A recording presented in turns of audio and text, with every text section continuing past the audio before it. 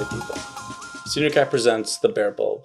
My name is Buddy, and I am your host for tonight's conversation. Our guest tonight has been making films since high school. Her films have been accepted to many film festivals, including the Seattle International Film Festivals. Her films have won awards like Best Picture, and she's also directed an actor to an award as well. Her new film, Clouds in My Coffee, is still in production. I welcome Samiksha Thakur. Thank you for having me. Amazing to have you here. Amazing to talk with you. A pleasure to be in your presence. Pleasure to be in yours. Like, what do I say? Bring me to the beginning. Why film? Why did it choose you? Did you choose it? Why film? And when? When film and why? Why film? Film when? 2012? Perhaps. I started in film first through stop motion animation. So I had You're right, I forgot about that. Yes, I had like a polymer clay and resin jewelry business that I started when I was like 12. That's not 2012. Whatever time it was when I was 12.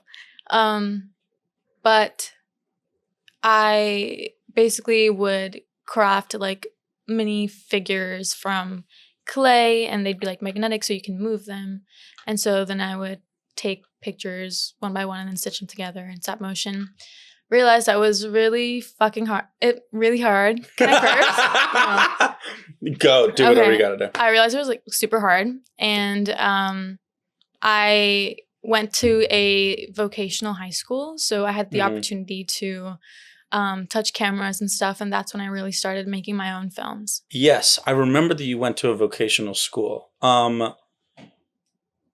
Did you have to like audition for it? And was it as hands-on and as involved as you thought it was going to be? So I had to submit like an application to get in. So the first like full stop motion film that I made is called Cheese and Squeezed, about a mouse. And about a mouse who wants to get cheese, and then there's a part 2 and he gets squeezed. Squeezed already. Shame. But so I submitted that. It was like a minute long. Submitted that as part of my application to my high school. It was like an audiovisual production major that I was a part of. So that's how I got in. And the second question was if it was as hands-on as I expected it to be. We learned the basics, like shots and like what a medium close-up is and things like that. And we had access to kind of like really old Sony cameras. And so it was kind of like, take what you want and go shoot. And all of my friends were like also super interested. I had like a lot of actor friends. I'm still friends with most of them today. Perfect. Yeah. So I would like tell my actor friends to just be in my film. And so then, that's how we like kind of did it. I was always making it with my friends. But I was kind of like doing a lot of it. Like I was like writer, director, producer, editor, sound person, like, all of it at once. So it was really hands-on if like we kind of made it our mission to be hands-on with it. Otherwise, if there was other people in my major who like did nothing. They just kind of studied it. Yeah, weren't really making films, or were making like class assignments, and things like that instead. But yeah. And it really like, because I remember I had to do everything too, and it kind of like humbles you, and like for anyone to like say yes, I'll be a part of your project, you're like, oh my gosh, thank you. Mm-hmm. Like just for like one extra thing to like not worry about, and possibly like hopefully trust somebody with whatever you're giving them to do. And like I feel like that's what what school kind of teaches you, and like doing more films, like it teaches you like you don't have to do it all yourself, but unfortunately sometimes you kind of have to. You kind of have no choice. I think that was the case like in high school more than it is like here. And here I feel like I'm at like my university. I feel like I'm sorry, I'm like trying not to say it with you. Like, I feel like I can really focus on like one or two things at a time, because there's like a lot of people who are into sound and then like cinematography and things like that. And so it's something that I don't have to worry about, because there are other more talented people who are like filling these roles. Yeah. So yeah. They're more dedicated and they're more passionate in the departments that you aren't, but they're also still, you also are just collaborating and helping each other out.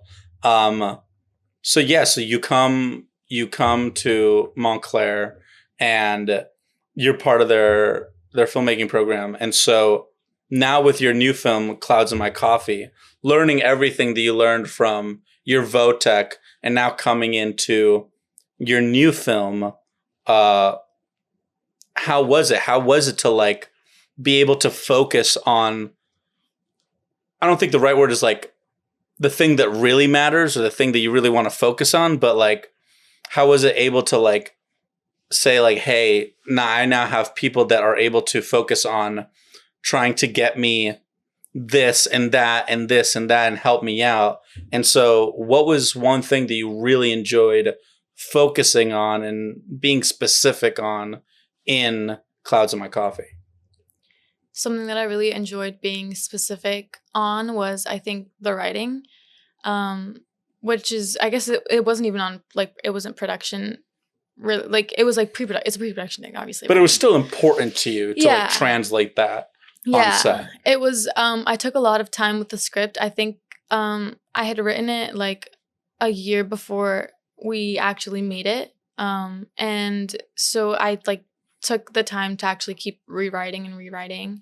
And I had help from a lot of my friends and also like writer friends. Shout out Asa. So he helped me a lot with like rewriting stuff. And I actually wrote a scene, like completely rewrote a scene, I think like a day or two before production. And so my producers were not really happy about that at all. But I felt it was really necessary. And I think that it really did elevate the film now seeing it in the rough cut that I made. But I think the writing, being able to focus. Why did that come to be? Because like you were probably, did you do it? Okay, so you weren't on set already. You were doing it before the first day of set. Yeah. Why? What came over you that you were like, I need this to happen because, like, what happened?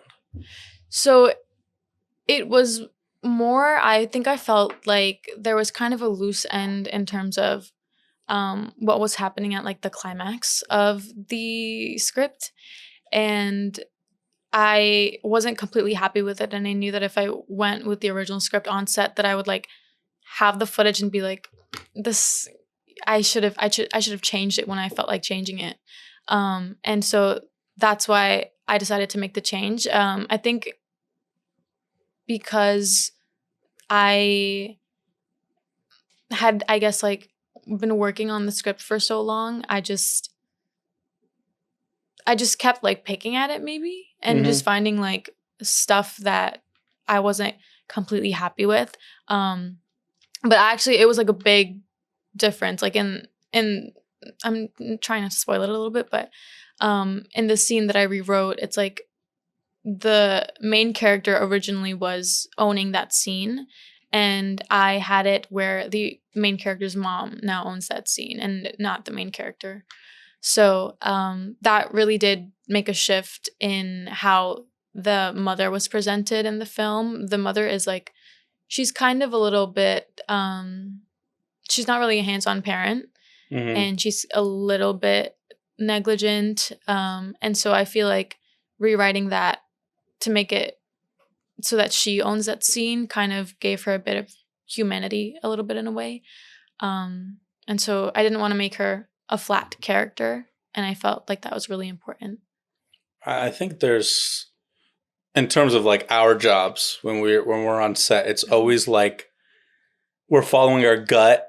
There's always that thing where it's like, that wasn't like the best. Yeah. So you're doing the calculation in your head. You're like, okay, do we have time for another take? Is another take worth the time that we'd be taking up from another take?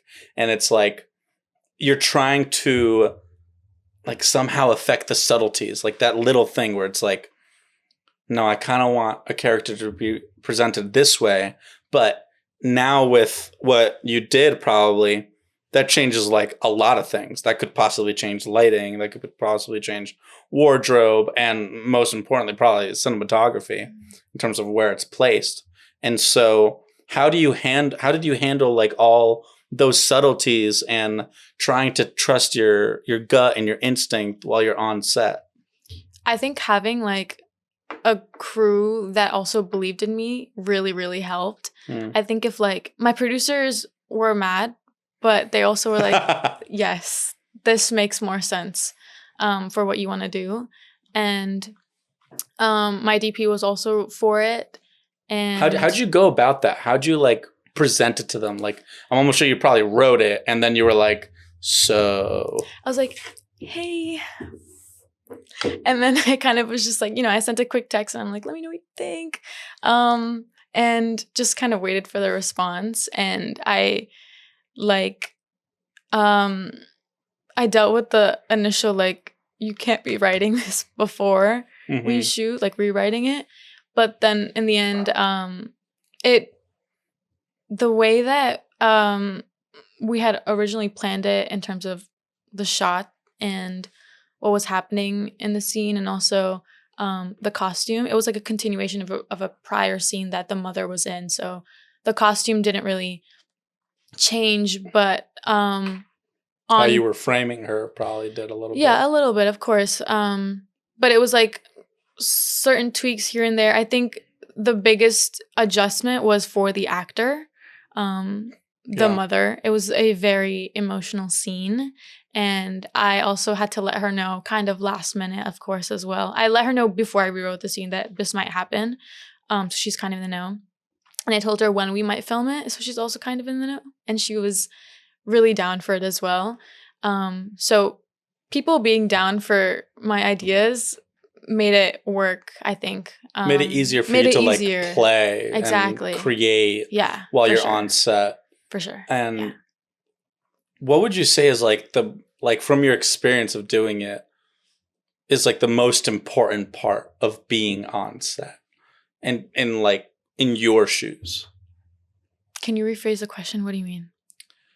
What do you think is the most important thing that you can do while you're on set? Keep your cool, I think. I think there are so many changes that happen on set, and sometimes things don't go your way. I know, like, when I was in high school, I was very, like, I just had my, like, eyebrows arched all the time on sets. And I feel like I was able to kind of laugh a lot in this one, even though the subject matter was not a laughing matter, just because the vibes of the people on set, I felt very comfortable, and I was much more confident than I was in high school. So I think like keeping your cool when things go wrong is good. And also it's like easier said than done, because of course there were times on set where I like almost crashed out. Like, for example, we had like my car was in the scene and it like broke down. And the actor... That literally happened to me as well. Yeah, actually, this is not even the first time that it's happened to me. I need to get a new car, essentially. The picture car, literally, I got rammed. Wow. Like, literally the weekend before. I don't know if you watched El Portón, but my car got destroyed. Did you have to use a different picture car? Oh, we had to. Oh, my God. We had no choice. At that point, we didn't even want to show the car.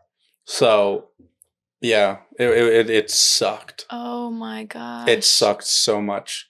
But, yeah, I mean, I was in that situation, and I was just like, having the car that we can use doesn't do it justice. And so, we had to just do the quick change of just like, okay, we're just not going to show it. And we created the idea that the car was there because the headlights, we turned them on, and like that kind of showed that they were lit by the headlights, and also just the sound of doors closing. Nice. Smart. So yeah, what happened? Yeah. Like, I don't know. So what'd you have to do instead? So the problem was that my car is an automatic car. However, it doesn't anymore automatically shift gears. And so I have to put it in neutral when I'm driving so that I can kind of figure itself out and then switch gears. Otherwise, the RPM will be like super high when I'm only going 20 on the highway, for example. So that's hilarious. Yeah. So what happened was, I guess the car was so funny. Yeah. I mean, it's not funny, but like it's funny. Yeah, it was a little crazy, but what happened was when she was putting it in drive, it was actually going backwards. So and then I think something happened where it wasn't moving. I don't even remember. It was just like but the crew like helped push it up. And Boone, I actually love you for this because I was gonna cry and Boone was so nice to me and he like was like keeping me calm and keeping me cool and he like really like talked me through it when I like got into the driver's seat and I was like staring while they're pushing, and so then it just magically started working again. And yeah, that was that. So it like worked itself out, but it was a little bit of a, my heart skipped a beat because as in I was gonna die of like a heart attack kind of thing. But oh my gosh. Yeah. Funny, like there's something that like from talking to like numerous directors, there's this like ongoing theme of like, I don't know, weirdly something about us learning that we have to let go. And like when we do, we find something beautiful in it where it's like, maybe it's because we're like, we don't trust people like innately, or like something about wanting to keep control. And so is that something that you're learning too, or that you're finding that like it is something that's humbling you and learning that like letting go is good? And I feel like it's not like that we don't want to let go. It's not like we want to control everything. But when you're on set and you're able to like let go and collaborate and let people work on stuff and trust people, it's like therapeutic in a way, kind of. Do you feel that way as well? Yeah. I think when I was in high school, I definitely used to control a lot more. Like I would control every little like tiny detail and things. And I feel like letting other people control certain aspects of the project is much better because then they come to you with better ideas and things that you didn't think of before, and then you can collaborate on them. And it is honestly like trusting people to just get creative with whatever they're good at, and then knowing they can execute is definitely therapeutic. It's freeing for sure because it's like one thing I don't have to think about anymore. But yeah, that's what I found. I feel like I usually a lot of times during set, there's like decisions that you have to make, like, your car's breaking down or something. Do you ever feel like you have to sacrifice something when you're on set? Like sometimes there's not enough time, so you have to sacrifice a shot. Was there ever a time like during the Clouds of My Coffee production where unfortunately you had to like sacrifice something so you can gain something later or at the moment? Yeah, for sure. I mean, that's why we have a pickup day, because I sacrificed some shots. Oh, okay. Yeah, because we prioritized certain other ones because we needed like the acting to just maybe like punch a bit harder or something like. But yeah, so definitely certain shots were a sacrifice. But then like looking at the rough cut, I'm like, I really wish I had those. But then I'm also glad we didn't get them on our production days, because we would have not had enough time to kind of perfect other shots. Them, yeah. So definitely it doesn't feel like the greatest in the moment, because you're like, fuck, I know like I need to get this thing that I really want to get. But yeah, in the end I think it works out, because I feel like I'm still getting what I want, in the end. Yeah, I feel you. I unfortunately had to stop production for one day because it was like such an unfortunate thing. Like something was off. We couldn't tell what was. There was something that we were trying to do that was difficult, and we couldn't really figure out what to do, and there wasn't a lot of time. And so, which set was this on? This was, geez, I don't even remember the name of the film. It was your film one? No. Okay. I don't remember the name of the film, but I do remember that I just told everybody, I think it's just best that we just stop for the day. And it's like, I really tried to tell them that, like, all your work is like, thank you for everything, and we're not trying to waste it, but we'd be wasting your work and your time if we continued, because there's something off. What was off? Like in the frame, or like?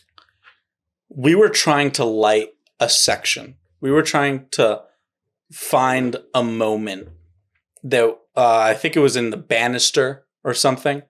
And so we could not figure out the right frame or the right lighting, and we just could not figure it out. And everything else that we had to do depended on us getting this shot. So it didn't even matter. If we couldn't do this, there was no point of continuing. And so we kind of like took a moment off, and we were like, can we actually do this? And my thing is like, you either do it right or you don't do it, or you forget, oh yeah, you're right. And because like I've seen many people where it's like you do it wrong on set and then you have to do it again. It's like, for me, it's like either figure out a way to do it that satisfies what you want to do, or just don't do it. And do it another time, or do it on a pickup day where you're going to be able to give everything that you want, and the passion and the creativity that you want for that moment. And it was really hard to do, but we were just like, we have to stop today. And so, yeah, I've actually done the same thing on a set. Really? In high school. Yeah. I like had to send all of my crew home because of another car problem. This was actually a different car. So not you even got the one some that I had. bad car luck. Bad luck. But the car had broken down, and I think it was like the like front belt of the car had like come off, and like something about the muffler, and now it's like, and then you like, Holy it's super mother. loud. I don't know. Something was happening.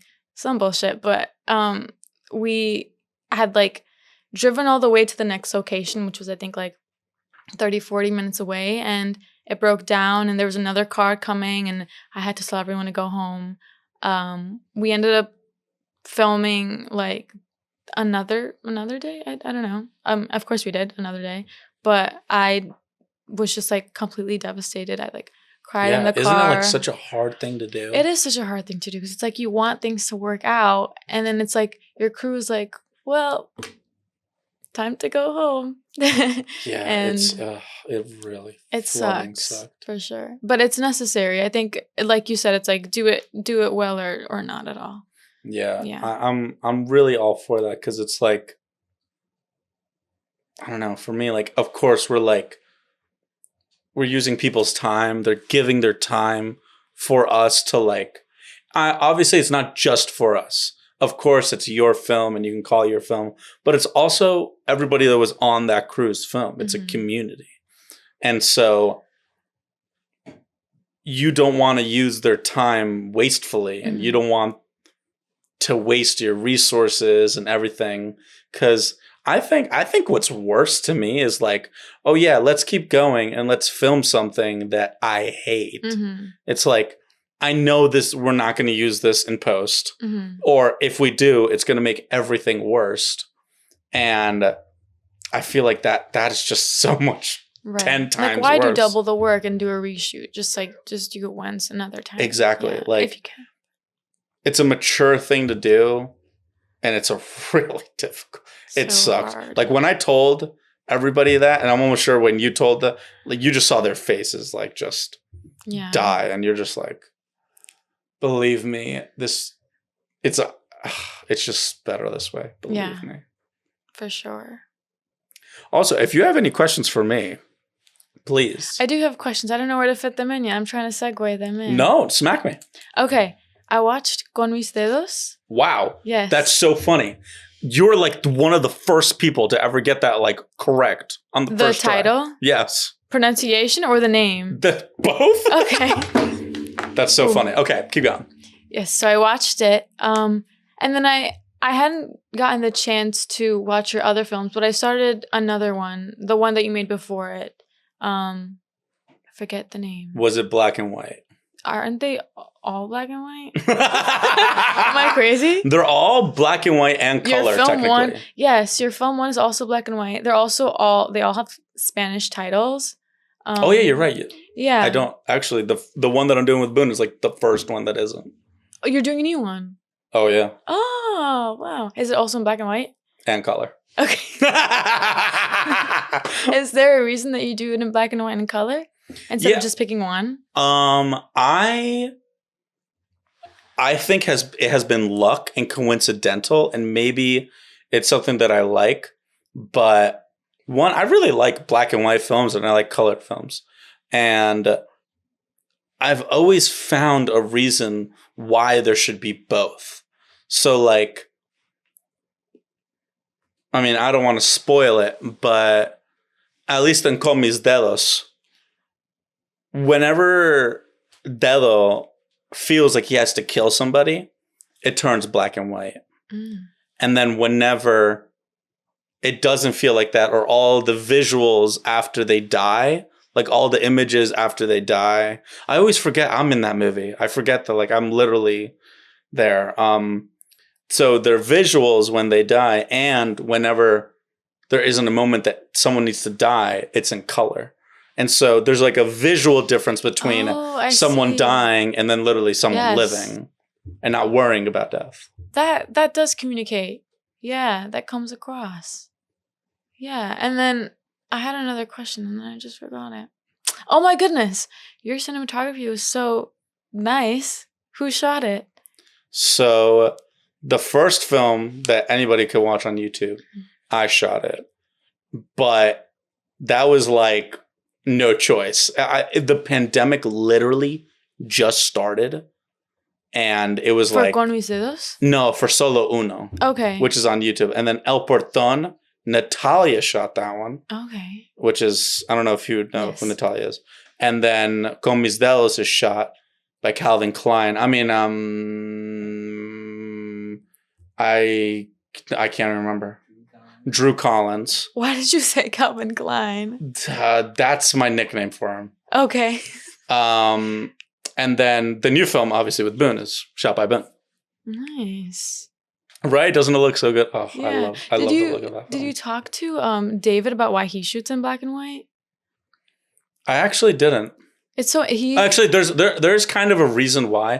He loves the way, I haven't seen this film yet, but there's a film called Branded to Kill, and there's a way that they light and there's a way that they use contrast that is very in your face while it's like being presented to you. And so I think there's a reason why it's in black and white. And I think black and white also gives you some sort of level of control, especially over color, because instead of like, if I were to look any which way, you're dealing with the other shades of colors and what it can do to like attract your eye. Now, if it's in black and white, you're just dealing with the shades of gray. And so it does give you some sort of control over like what you want your audience to focus on, I guess. And so I think that was one of the reasons why he shot in black and white for Tomorrow's Bandits. And I think Carrie shot that. Carrie did a really good job on that. Yeah, I think that is his reason too. Yeah. Staring contest. And so, yeah, why don't you ever make a black and white film? Well, why? Okay, let me do you one better. Why is your film in color? My film is in color because I don't know a reason to make it in black and white. Okay. Yeah, I'm not sure. I feel like, yeah, just I haven't had a reason to, I guess, make that stylistic decision. But I'm almost sure like you're making decisions about what they're wearing in terms of the color and like what light, like what is the light feeling or looking like in terms of color temperatures. You know, like one thing that we were like testing was like, we can make this like disco. Like we can make this like keep on going in color, like red, green, blue, yellow, orange, or whatever. Oh, wow. And you wouldn't notice if it was in black and white. Yeah. So it's like, funny enough, like it feels like it's just like a default that you have to make a color. But weirdly, you don't even know it, but you are like intentionally making the film in color because of decisions that you're making that like. I think it's like, maybe I'm making my films in color because I feel like if there was like a common theme in like all of my films, I think it has to do with like youth or childhood in a bit of a way. And I think I like remember my childhood so vividly. I feel like everything was in color for me. And I was like in such a present moment that everything was like vivid and vibrant. And I feel like not now that life is like colorless, but like I'm not really appreciating the color as much anymore. And I feel like in film you can slow down and take the time to appreciate the color. And I think because I have that theme, it's easier to see things in that way. So then I feel like I can play a bit more with like my production designers and maybe that's why. Yeah, so you didn't even know you had a reason. Yeah, I guess not.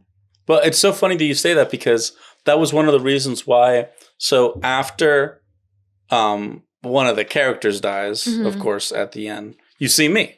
Right. And like I'm supposed to be like her father. And it's like supposed to be a memory.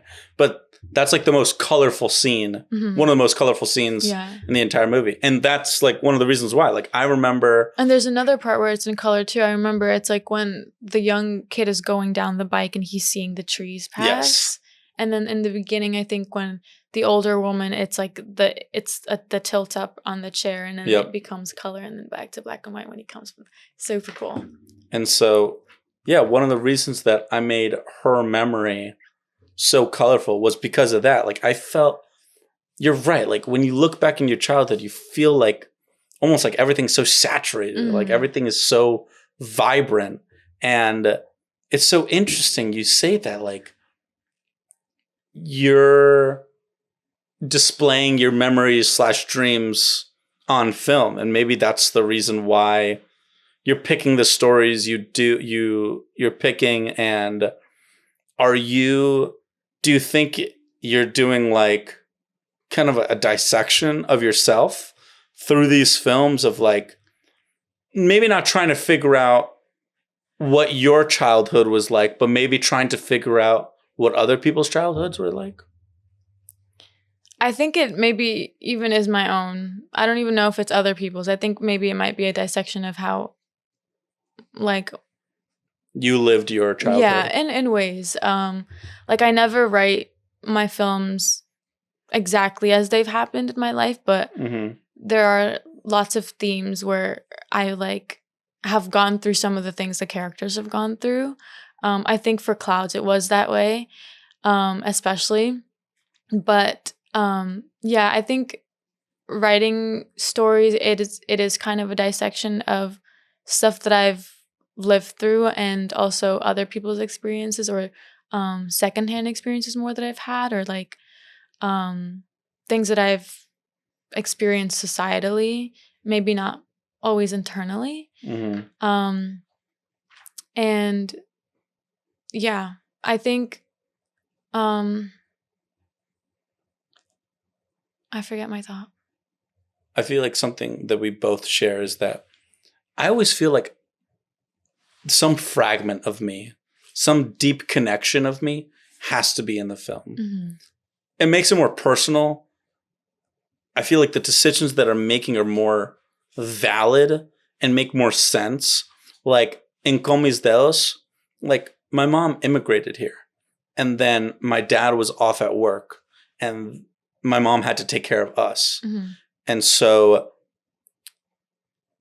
it felt like her entire life, her entire dream, her entire career was like out there and she was ready to take anything on when she was back in Costa Rica.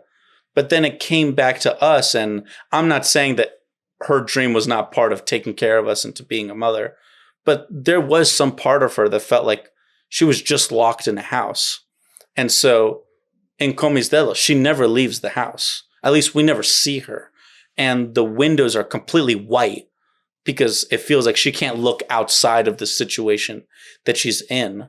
And so is there like an example of like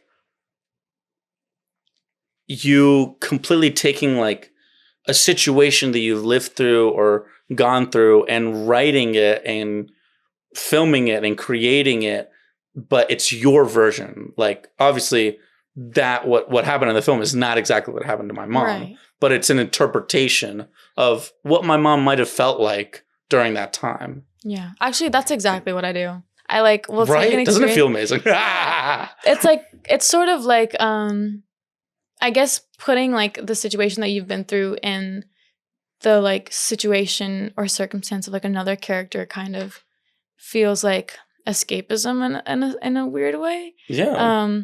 And then it's also like, I remember the thought I had earlier. It's also like when I write my stuff, sometimes I'll write because I'm like feeling a certain emotion. I'm like, I just have to get this on paper. And I sometimes will like leave a script untouched, or not untouched, but like unmade, because I'm still going through that. And so when I've like completed that chapter of my life, as in like I'm ready to move on, and that's when I usually am like, okay, I can make this film now, because it's still like a part of me is still in that character, of course. But then once I make a film, it's like now it's like these characters aren't mine. They're like the actors and like the films itself and like the rest of the crew. So it's like, okay, I can now like be separate from it, like, in a way. It's like, it's almost, yeah. I love it because it's like a form of therapy. For sure. And like you hear people like talk about it, obviously. Paul Schrader is like a really famous one that does it. And probably a lot of other directors do. But when it comes to making decisions and when it comes to creating that world, it feels like you're really in charge of it. Because emotionally, you're like super attached.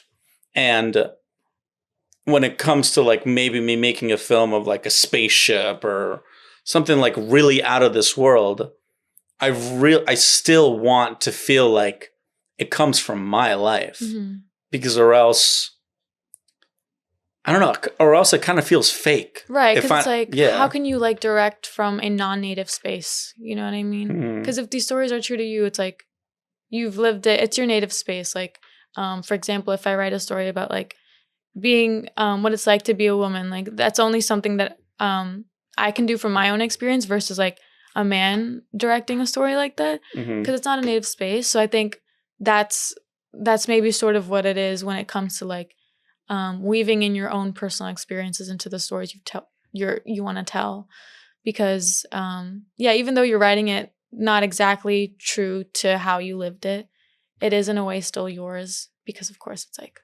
it's yours. It came from your head and your life that you lived. But yeah, and you like have a direct persona. I have a question. Yeah.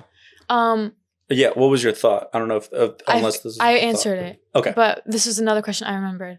So con mis dedos, so dedo is also the character, but that also means with my fingers, right? Yes. Okay. So what is the like correlation? Why did you name him that, and why did you also do a spin on the title of the film? So with my fingers, or con mis dedos, that's literally the direct translation.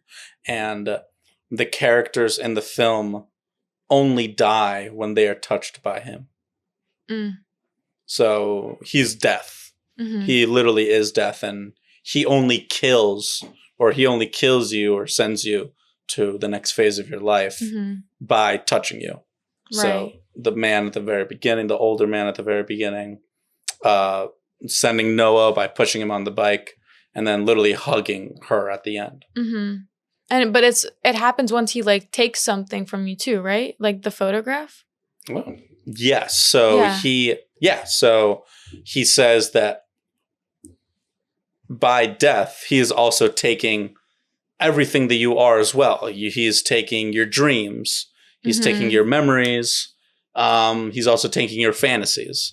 And so, like the older man at the beginning, it's like very like white light, and it kind of looks like heaven. So maybe like his dream was, or a fantasy was like, his dream is to like go to heaven or something. And I think Noah, his fantasy is to like be a motorcycle driver or like be like dangerous. And like her, it's like a memory of her father who she can't separate from. And so the idea is that he's taking all of that. And I feel like, like that idea of like your life flashes before your eyes. And so you kind of see things before you're going to die. I like that idea, but I also was like, what about when you die, you see the thing that's like the most important thing to you? And that being like someone going to heaven, someone, being dangerous and like stunt drive or whatever. And then someone like seeing the most important person that was to them. So I wanted to experiment that. And I wanted to experiment like, what would that even look like? Like, how would you even film that? What would you like see when you're dying? And so that all came from him taking, because the photograph is like her memory, basically. Yeah. I kind of interpreted the title as like a take on the phrase, pry it from my cold dead hands. I don't know if you've ever heard of that. No, I've never. Well, what is that from? It's just like a saying, like, you have to take it from my cold dead hands if you like want a stubborn, it from me. Yeah. Arrogance. So I felt like When We Stay This was kind of like maybe like a spin on that, because he is taking these memories and things from their like. Yeah. And it also feels like she's also kind of stubborn in a way. So yeah, I could see that. Yeah. That's what I was like, interesting. Yeah. Just wanted to know what you thought. I feel like not enough can be said about how the underrepresentation of women or majority of minorities out there in film is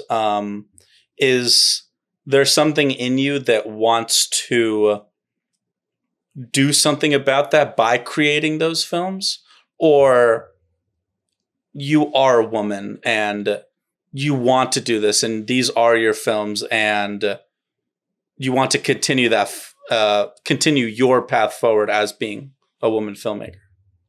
Is the question, am I using my womanhood to like create my films? No, more like, obviously you know that there's an underrepresentation of women in films. And so are you trying to represent them?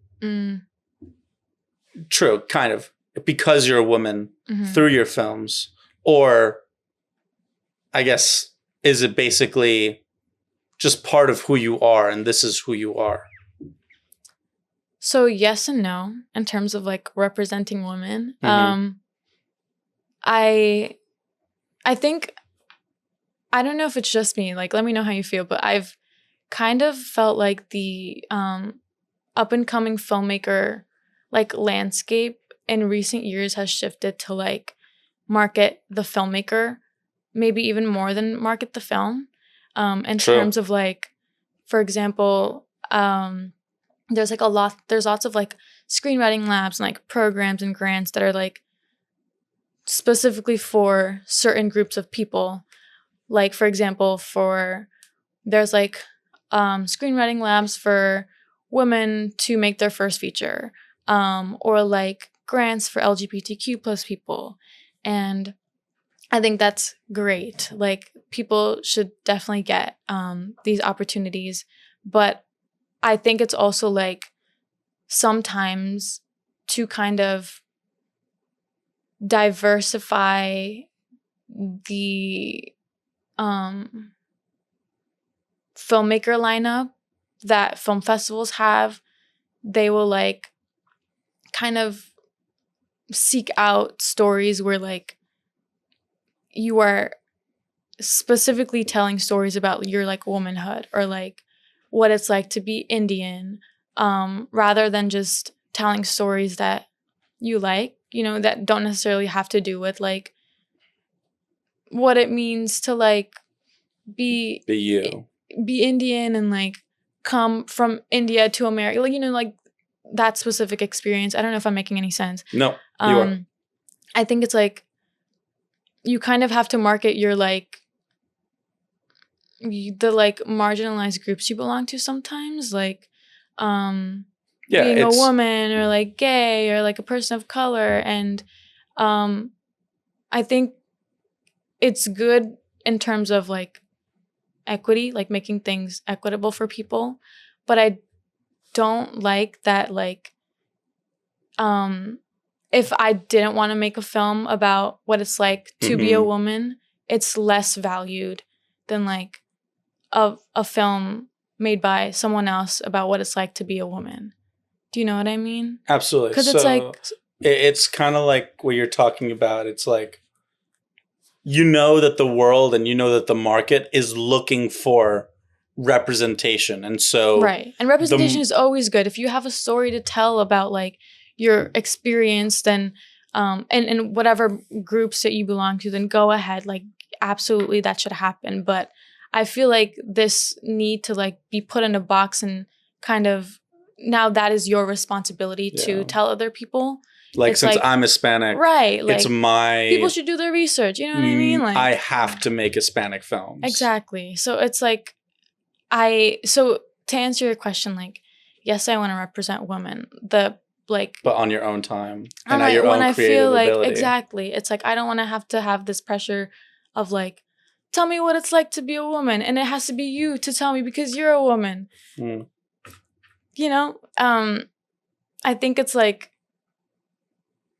it's sort of like, to me, sometimes it can feel like people who don't want to like actually take the time to like be involved in like elevating these marginalized groups, who just kind of want to get their questions answered. Take what they want from it and then leave. Right. So that you're like woke and like knowledgeable about these things rather than actually being educated on these subject matters. So that's what I feel about it, is because I have a production company I recently started that's like pushing. I would like to in the future hopefully produce films that are woman-led, or like someone is a woman is like a department head, as like a director or a writer or a producer on this project. But the films don't necessarily have to be about that specific thing. Like, you can make a film about a mouse who wants to, you know, get cheese and then be squeezed. You know what I mean? Like, it has nothing to do with anything, but you're saying that it is important that since you're a woman and you're trying to start a production company, that it doesn't matter what the film is, there still should be representation. Exactly. And the creating of that film. Yeah. If it's not just the, you know, the writing or what the story is about. For sure. Because I definitely like want to be seen as like a filmmaker and not necessarily a woman filmmaker, unless it's like two other women who like are seeing or like relating to me, or in a way, you know what I mean? Or to people who want to actually be educated and not just have those surface level answers about what it's like to be like a woman, for example. But yeah, so I am doing for a woman, but hopefully not at your just own because time, I'm a because woman. you are a woman. Exactly. Yeah. That's beautiful. Thank you. And what is the name of your new production company? Pretty Porcelain Pictures. Sorry, what did you say? Pretty Porcelain Pictures. It was, I titled it because I started making, it was because I took stop motion animation pictures using clay, porcelain's clay. So Pretty Porcelain Pictures. Yeah. Is there a new film that you're thinking about writing and shooting? I'm still working on clouds right now. No, I think so clouds. You're just your head is in the clouds. Yes, literally. Yep. Beautiful. Before you go, I think something that we briefly touched on was like the idea of, even with us, you know, we're making things about our life and we feel like we have to connect it to, and I think it's still very important that you have to do some level of research. Mm-hmm. Like, I feel like sometimes people think, and I'm almost sure a lot of people view films and filmmaking as just purely entertainment. And of course, unfortunately, some films are made that way, Mm-hmm. that they are just purely for entertainment reasons, and they are trying to get in and get out and take whatever buck they can from you. But like people like you and me and many other people out there are, they have questions about the world and they have questions about themselves. And I think it's still important that just because it's still about you and you're very close to it, you still should venture for those questions before you start shooting and maybe before you start writing. Mm-hmm. Like, it was just as easy as like, I wanted to do an experiment of what it felt like for my mom and dad to come to this country. And so I wrote it and I showed it to them and I asked them questions, and I wanted to be, I'm telling their story, and maybe I'm not, it's always like that idea of like being exposed and exposure of like, do you feel like you are the one responsible, and do you think you're the one that's right to tell this Mm-hmm. story in this way? And I feel like we can do that, and we can do better at doing that by doing research. It's as easy as like asking someone what their thoughts are and what is this and what is that on subject matters that sometimes you don't really know. Like, I don't know what it feels like to immigrate Mm-hmm. to another. I don't know what it feels like to be an immigrant. For sure. But my parents are, and I'm making a story about that. And so just like you and just like me and just like other people out there, they should research and they should get to know as much as possible, because like people in you and me, we're trying to express ourselves, and we're not just trying to entertain someone for a few minutes with our short film. Like, Mm-hmm. we're trying to put forth questions, Right. and hopefully by making the questions, we can possibly find answers or find a mixture of answers. Mm-hmm. Yeah, I think it's a constant like thought in my head too regarding like film ethics. Like, am I like Mm-hmm. the one to be able to tell the story? I don't think that anyone can really answer that question. Mm-hmm. It's tough. It is tough because it's like that answer is also like so relying on like culture. You know what I mean? Like, what people say is right here might not be right in another country Mm-hmm. in terms of like responsibility or like, but I think ultimately it's up to the filmmaker. Do I feel Do you feel confident enough? and confident enough for sure to tell the story? And I think having the right people with you to ask these questions to, like, for example, your parents who emigrated, is the right approach to things like that. Mm-hmm. Yeah.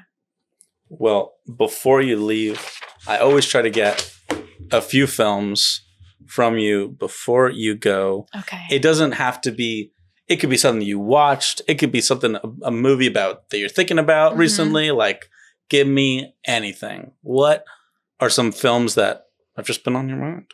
Or maybe that you watched? Look on my letterbox, not to be that person. No, I absolutely. like have the most terrible memory. I watched Nickel Boys recently. Wasn't that movie amazing? Amazing. I watched it because my producer Pew recommended it to like sort of inspire me with the Cut for Clouds. And Oh, interesting. yeah, it's like the perspective shots, so great. It felt Ooh. like such a memory watching that the entire Right. time. And then the twist at the end, Yeah, crazy. that shook me. Yeah, that's It I've been thinking reminded me about so that. much of my film, because at the end, in both of my films, in El Portón and in Con Mis Dedos, I do POV shots. Mm-hmm. And I'm just like, whoa, like it brought me back. But it was so crazy to think about that we are in someone's perspective like practically the entire time. Right. And it was just like mind-bending. Right. And the first especially time the shot when they look up. and they're walking and it's like the reflection, love. So good. And I love it when it switches to switches perspective when they meet each other. Yes. The two. Like at the Love. table. Oh, Yes, so good. But Yeah, so I think that's maybe what I've been thinking about. I watched it at the Claridge. So, good. Yeah. Thank you for being here. Thank you for giving your time. It was an